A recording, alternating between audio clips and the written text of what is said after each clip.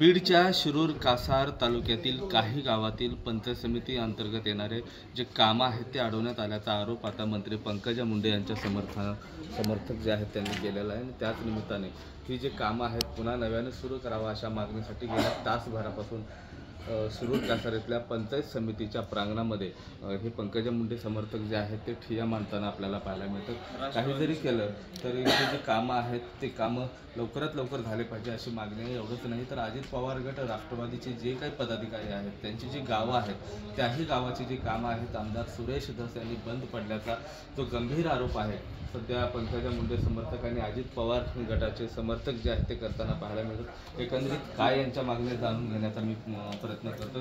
काय नेमकी गेल्या 4 महिन्यापासून आमच्या शिरूर तालुक्यामध्ये शेतकऱ्याच्या विहिरीचे पैसे गायगोठ्याचे पैसे हे अडून धरलेले आहेत आणि शेतकऱ्याचे पूर्ण वैयक्तिक लाभाचे कामं घरकुलं असतील हे सगळे 4 महिन्यापासून ठराविक गावात बंद केलेत। मग त्यामध्ये लोणी आसन वारणी मानूर काही राक्षस भवन बावी मातुरी पारगाव ठराविक जे गाव आहेत 12-13 ह्याच गावातील कामं बंद ठेवलेले आहेत। जाणून बुजून त्रास देण्याचं काम चालू आहे। हे कोणी बंद ठेवले आरोप करते तुम्ही? सुरेश धसने ठेवले। हे मी राष्ट्रवादी काँग्रेस पार्टीचा कार्यकर्ता आहे। माझी आई सरपंच आहे ब्रह्मनाथ येळमची।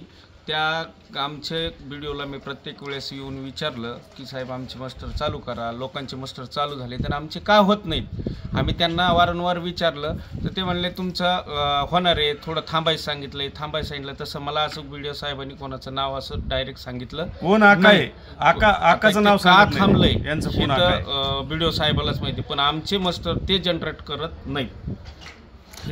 आरोप करताय तुम्ही, कोणावरती आरोप आहेत? कामं कोणी थांबवले तुमचे?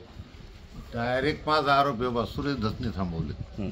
अधिकाऱ्याला जर विचारलं तर ते त्यांचा आदेश आल्याशिवाय आम्ही कामं चालू करू शकत नाही आणि काही गावं चालू ठेवतात। माझ्या अंदाने सरकार बनलेलं 82-83 दिवस झालाच निवडणुका झाल्या, त्याच्यानंतर ह्या 15 दिवसामध्ये जे कामं चालू केली ते ठराविक गावाची ठराविक म्हणजे याच्यावर बोलायला काय अडचण नाही, ठराविक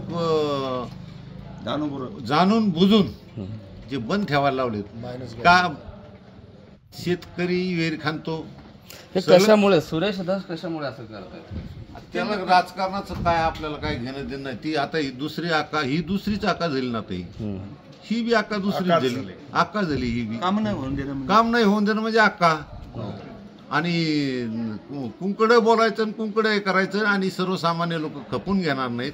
आमचे काम नाही चालू झाले तर सोमवारी आम्ही इथं शेतकरी घेऊन सगळे शेतकरी घेऊन टोटल तालुक्यात विहीर गोठा शेततलाव जे असन ते सगळ्या शेतकऱ्याला घेऊन आम्ही सोमवारी जर चालू नाही झालं तर आजपासून नाही चालू झालं तर सोमवारी इथे येऊन सनी आम्ही आंदोलन करणार। आम्ही हे पंकजा मुंडे यांचे हे समर्थक आहेत आणि कुठंतरी आता कारवाई जर झाली नाही सोमवारपर्यंत जर आमचे कामं जर दैनंदिनपणे पार पाडले नाही तर सोमवारी मात्र मोठ्या संख्येनं याच पंचायत समितीवर शेतकऱ्यासकट आंदोलन करू असा जो इशारा आहे त्यांनी दिलेला आहे। कॅमेरा पर्सन अक्षय रडे सह मी महेंद्र कुमार मुधोळकर, TV9 मराठी, शिरूर कासार, बीड।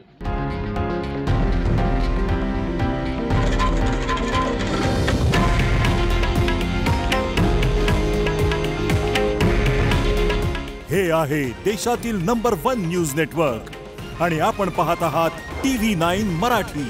काळजी तुमची, हित महाराष्ट्राचं।